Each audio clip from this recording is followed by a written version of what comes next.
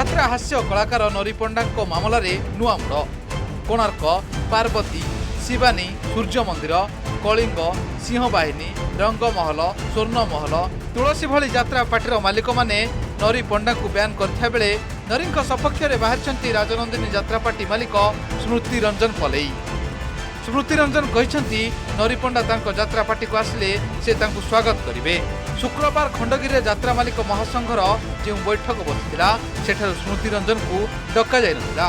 शनिवार निज जात्रा पार्टी कार्यालय सांबादिक सम्मेलन डकाई स्मृति रंजन कहिसंती नरी पंडा को तुलसी पार्टी मालिकों दुर्व्यवहार अत्यंत निंदनीय।